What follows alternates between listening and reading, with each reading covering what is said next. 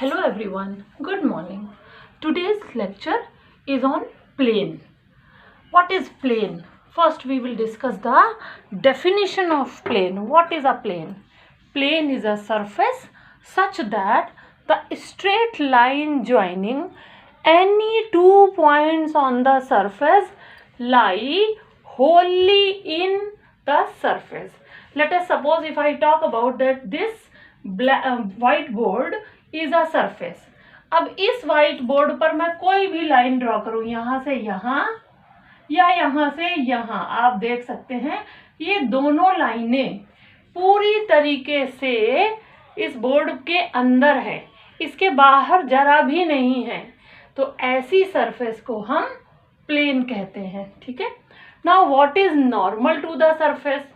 Uh straight line which is perpendicular. यानी अगर मैंने ये मार्कर यहाँ पे रखा हुआ है तो ये मार्कर इस पॉइंट पे इसके परपेंडिकुलर है. आप देखिए इसके ये मार्कर परपेंडिकुलर है.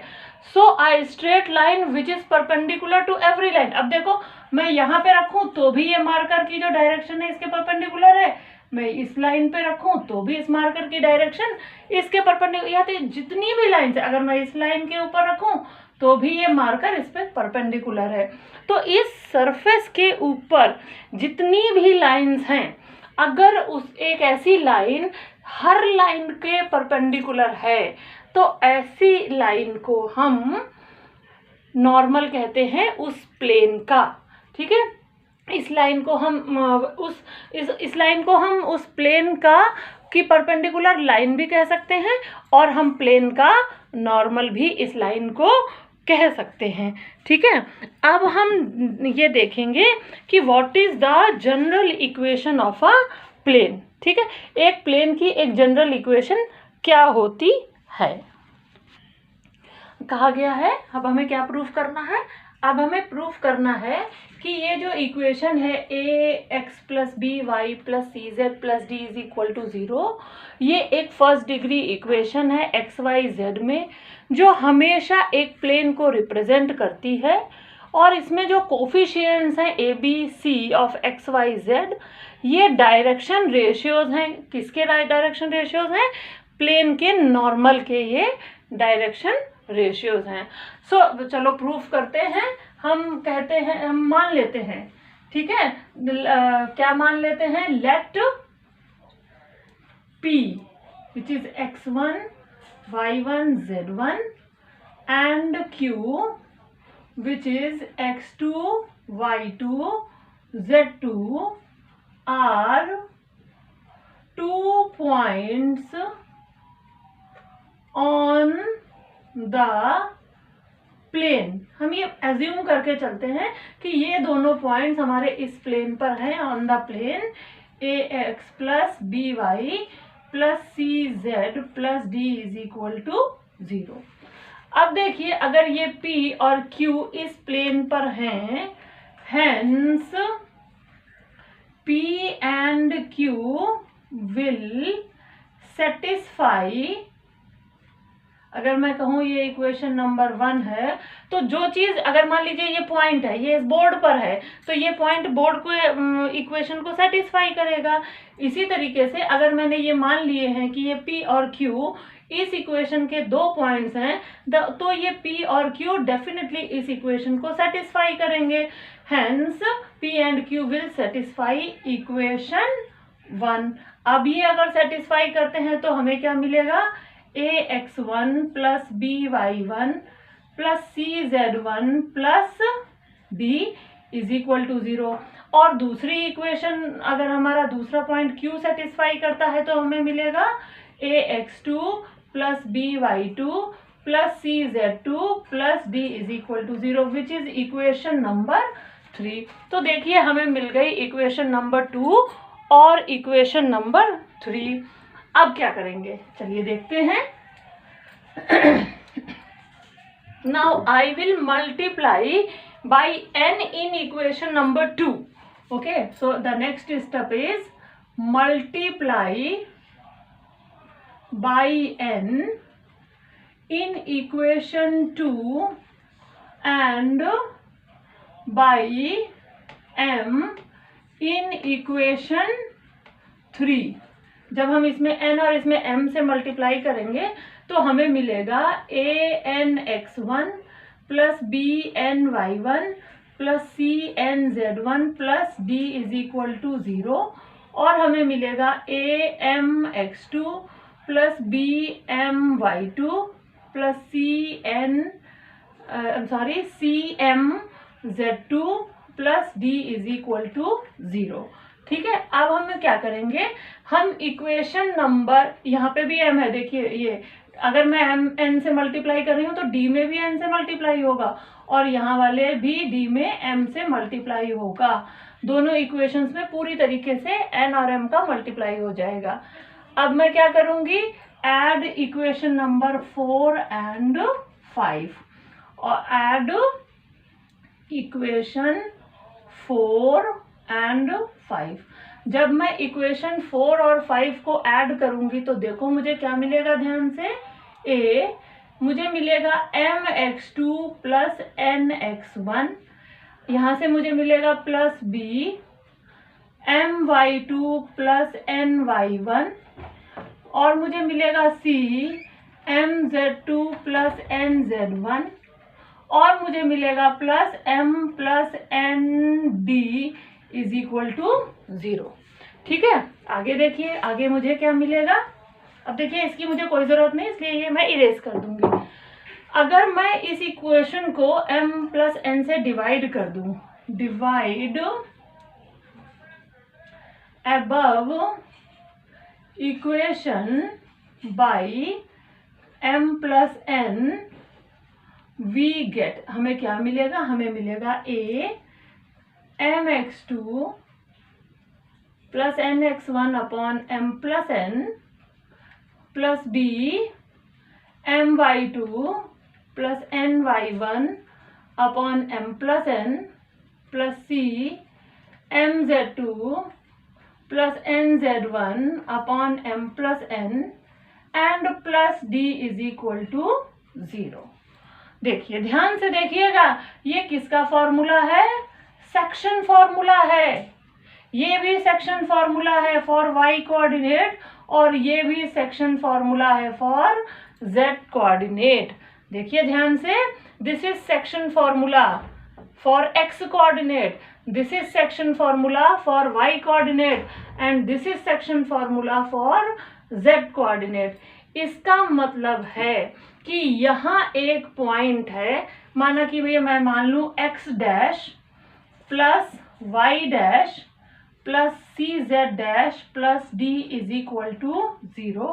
This implies that x dash y dash z dash divides the point A, divides the point A and B internally in the ratio m:n। ठीक है, इसका क्या मतलब हुआ कि x dash y dash z dash A B को internally divide करते हैं m:n के रेशियो में। इसका मतलब ये पॉइंट कहाँ है, ये भी प्लेन पर है, क्योंकि प्लेन पर नहीं होगा तो इस लाइन को डिवाइड ही नहीं कर पाएगा, क्योंकि ये लाइन कहाँ है, पॉइंट हमने पॉइंट P और Q लिए हैं तो हमें पॉइंट P और Q लेने पड़ेंगे। तो अगर हमारी लाइन P और Q यहाँ पर है, ये Q है और ये P है, तो ये अगर हमारी ये प्लेन पर है तो इसका ये पॉइंट है जो कि इसको m:n के रेशियो से डिवाइड करता है, ये भी कहाँ पर होगा, ये भी डेफिनेटली प्लेन पर होगा। तो ये किसकी इक्वेशन हो गई, hence the equation of x dash y dash z dash जहाँ है सेटिस्फाई करते हैं वो क्या है, वो एक प्लेन है। Hence this is the general equation of the plane. मैंने अभी जो भी समझाया है वो मैं फिर से समझाती हूँ। देखिए ये जो हमें पॉइंट मिला ये सेक्शन फॉर्मूले से है, it is the x coordinate. जब कोई पॉइंट किन्हीं दो पॉइंट्स को x1 x2 को m:n के रेशियो में डिवाइड करता है तो जो पॉइंट डिवाइड करता है ये उसका x कोऑर्डिनेट होता है, ये उसका y कोऑर्डिनेट और ये उसका z कोऑर्डिनेट। तो मैंने देखिए क्या लिखा है, मैंने इसको मान लिया है कि ये x डैश है, ये y डैश है और ये z डैश है। ठीक है, अब ये जो पॉइंट है ये डिवाइड करता है पॉइंट P और Q को इंटरनली। मैं यहाँ लिख सकती हूँ divides the line between point P and Q internally in the ratio m:n। इसका मतलब क्या हुआ, ये पॉइंट कहाँ पर है, ये पॉइंट प्लेन पर है क्योंकि पॉइंट P और Q को डिवाइड कर रहा है, और चूंकि P और Q प्लेन पर हैं तो ये जो नया पॉइंट हमारा ये आया ये भी प्लेन पर है। और ये किस इक्वेशन को सेटिस्फाई करता है, ये इस इक्वेशन को सेटिस्फाई करता है। Hence, this is the equation of the plane always। यही हमें प्रूफ करना था। देखिए हमारी जो मैंने लाइन लिखी थी टू प्रूव में that ax plus by plus cz plus d is always represent a plane। तो देखिए इसने हमें फिर से बता दिया कि ये एक प्लेन की इक्वेशन है, hence proved। ठीक है, अब आते हैं हम सेकंड पॉइंट पर, और सेकंड पॉइंट कहता है कि ये जो ए बी सी हैं ये डायरेक्शन रेशियो हैं of normal to this plane. क्या है ये ए बी सी, ये डायरेक्शन रेशियो हैं नॉर्मल टू दिस प्लेन। ठीक है, so let us prove that. Now we know that P is x1, y1, z1 and Q is x2, y2, z2। So according to PQ हमारे इस PQ line के direction ratio क्या हो जाएंगे, x2 minus x1, y2 minus y1 और z2 minus z1। अब हम इस इक्वेशन पे ध्यान देते हैं। इस इक्वेशन के हिसाब से ये दिखाती है कि ए बी सी जो है ये डायरेक्शन रेशियो है। किसके डायरेक्शन रेशियो है, वो लाइन जो इस प्लेन के परपेंडिकुलर है। अगर ये इसके डायरेक्शन रेशियो दिखा रही है ना ये सीधे सीधे, क्योंकि ये x2 माइनस x1 इसका ये इसके डायरेक्शन रेशियो है, तो ये एक ए बी सी हो जाएंगे इसकी परपेंडिकुलर लाइन के डायरेक्शन रेशियो। ठीक है ना, क्योंकि ये मिलाकर हमें इक्वेशन सेटिस्फाई हो रही है। Hence it is also proved that ABC are direction ratio of the line perpendicular to every line lying in the plane। Okay, now let us take next concept। Now I will discuss some important facts about the equation of the plane। What is that? Number one is the number of arbitrary constants in the equation of plane। अब equation of plane क्या होती है, ax plus by plus cz plus d is equal to 0। ठीक है, मान लो हमारे पास ये equation है प्लेन की, तो मैं इसे क्या लिख सकती हूँ, मैं लिख सकती हूँ इसे ax upon D plus by upon D plus cz upon D and plus 1 is equal to 0। देखिए हम इसे और क्या लिख सकते हैं, हम लिख सकते हैं x upon D upon A plus y upon D upon B and plus z upon D upon C is equal to -1। This side में मैं माइनस नहीं लेना चाहती हूँ, तो ये हो जाएगा 1 upon minus D by A plus y upon minus D by B and plus z upon minus d by c। Hence how many arbitrary constants are there? Only 3 arbitrary constants are there in the given equation। Only 3 arbitrary constants are given in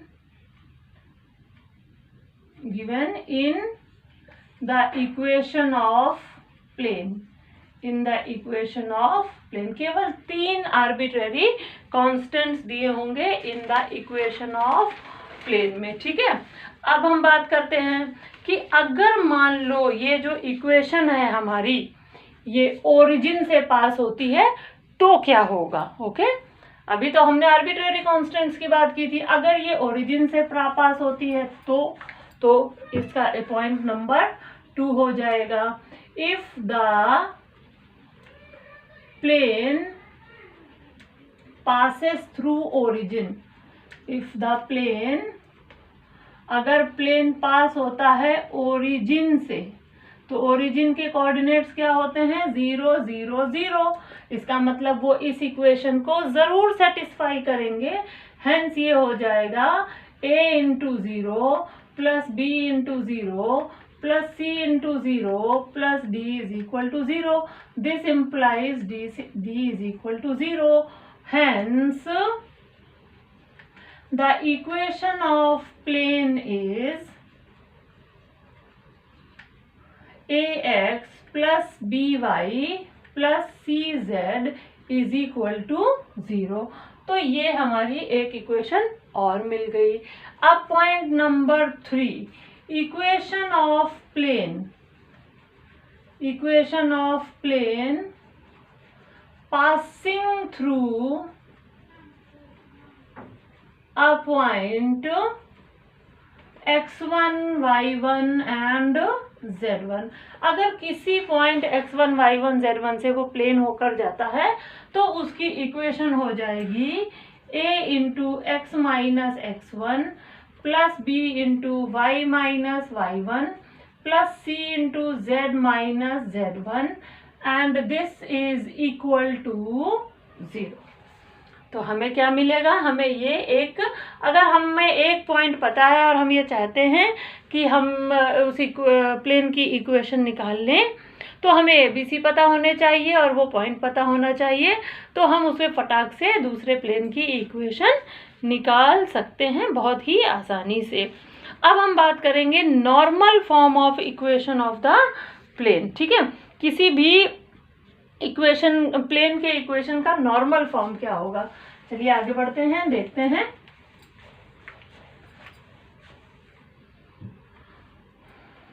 this is another point which is important point, normal form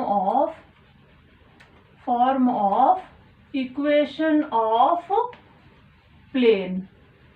ठीक है, वो होता है LX plus MY plus NZ is equal to P। ठीक है, where L, M, N are direction cosines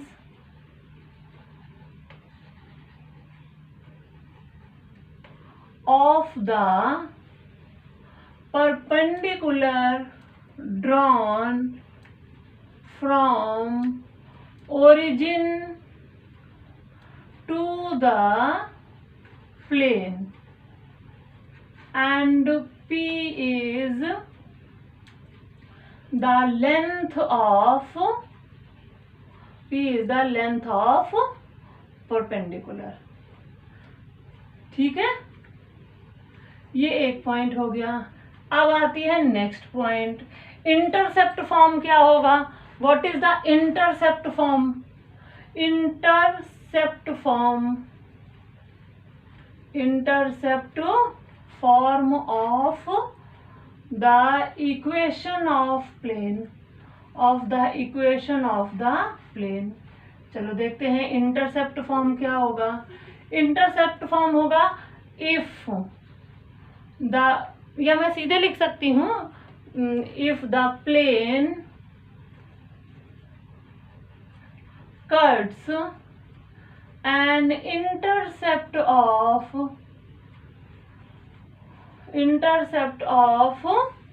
A, B and C in the x-axis, y-axis and z-axis respectively। अगर x-axis में वो A इंटरसेप्ट कट करता है, y axis में b intercept cut करता है और z एक्सिस में वो c इंटरसेप्ट कट करता है, तो इक्वेशन ऑफ प्लेन हो जाती है x upon a plus y upon b plus z upon c is equal to 1। ठीक है, तो हमने आज क्या बात की, हमने बात की कि उसमें कितने आर्बिट्ररी कांस्टेंट्स होते हैं, अगर कोई प्लेन ओरिजिन से जाता है तो इक्वेशन क्या होती है, अगर कोई प्लेन किसी एक पर्टिकुलर पॉइंट से होकर जाता है तो इक्वेशन क्या होती है, नॉर्मल फॉर्म क्या होता है प्लेन का, और इंटरसेप्ट फॉर्म क्या होता है इक्वेशन ऑफ द प्लेन। ठीक है, so this way we got many things. इस तरह से हम अपनी बहुत सारी चीज़ें कैलकुलेट कर सकते हैं और उसको आसानी से सॉल्व कर सकते हैं। चलिए अब हम बात करते हैं कुछ क्वेश्चंस की। ठीक है, let us try to solve few questions based on these concepts of plane. Let us see this question. Question कह रहा है कि इंटरसेप्ट पता करो इस प्लेन के वो इंटरसेप्ट पता करो जो कि ये कोऑर्डिनेट एक्सिस पर बनाता है या कट करता है।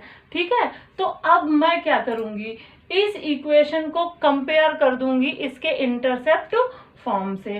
तो प्लेन का इंटरसेप्ट फॉर्म क्या होता है, अभी अभी मैंने लिख कर दिखाया था आप लोगों को। इंटरसेप्ट फॉर्म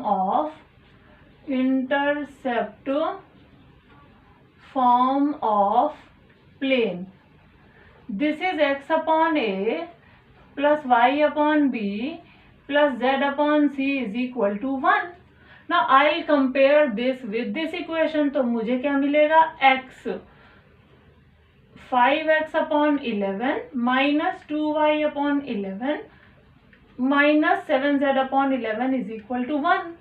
और कैसे इसे ट्रांसफॉर्म कर सकती हूँ मैं, अब ये लिख सकती हूँ 11/5 और लिख सकती हूँ प्लस y अपॉन माइनस 11/2 और लिख सकती हूँ plus z upon minus 11/7 is equal to 1.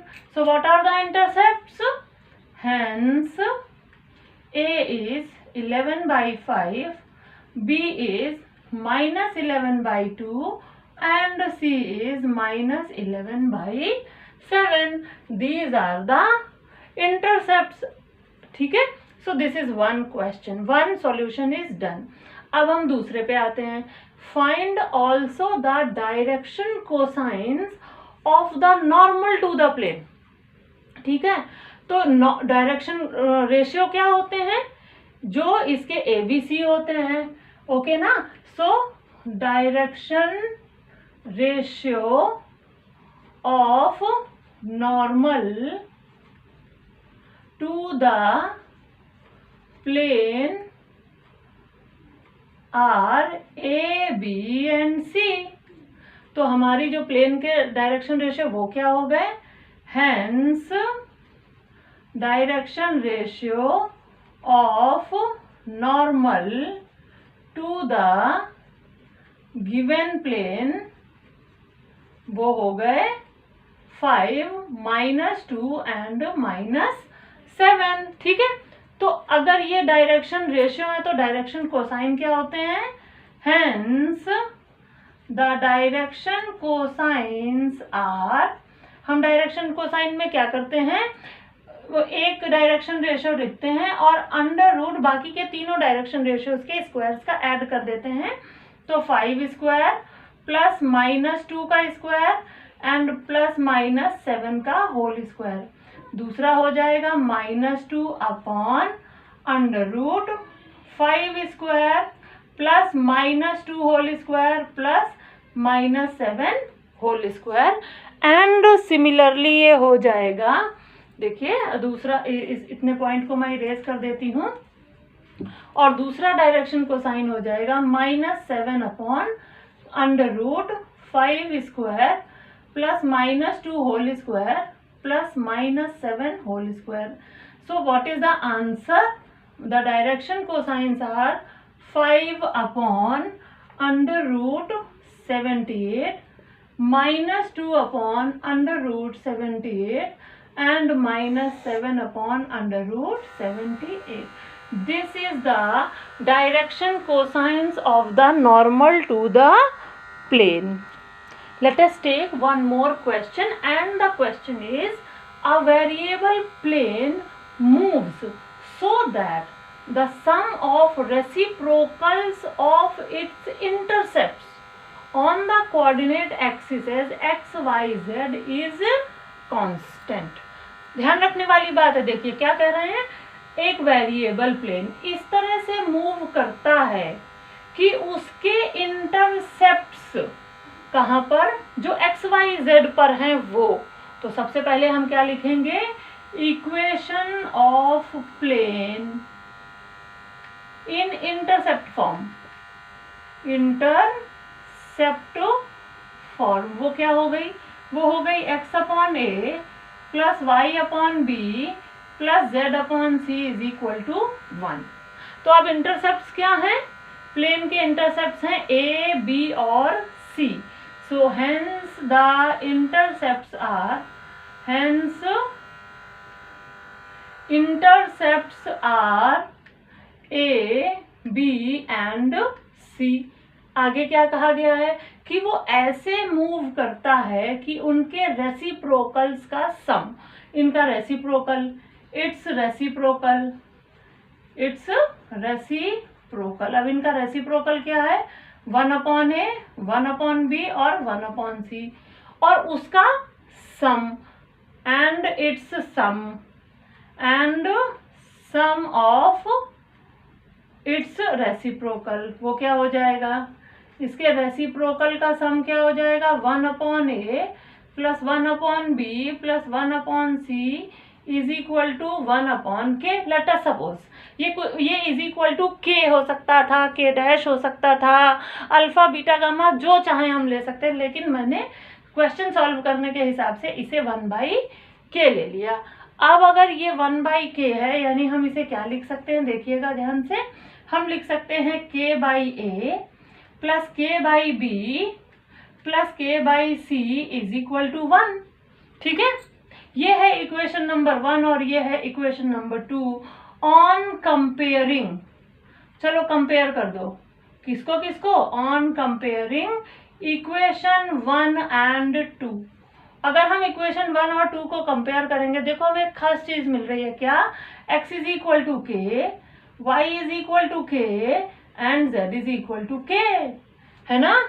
इसका मतलब क्या हुआ कि ये जो प्लेन है ये के और के से होकर जाता है, जो कि एक फिक्स्ड पॉइंट है। ध्यान से देखो, मैं फिर से बताती हूँ, अगर मैं इक्वेशन 1 और 2 को कंपेयर करती हूँ तो x की वैल्यू मुझे मिलती है k, y की k और z की k, which is a fix point. This shows that this plane passes through k and hence this is proved. I hope the question is very much clear to you.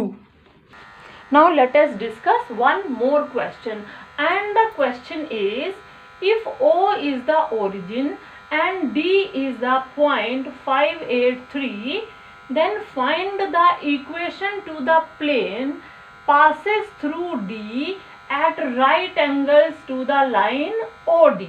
Okay, line OD के right angle पे हो और पास करती हो D से। तो सबसे पहले मैं क्या लिखूंगी, सबसे पहले मैं लिखूंगी equation of the plane, equation of the plane passes through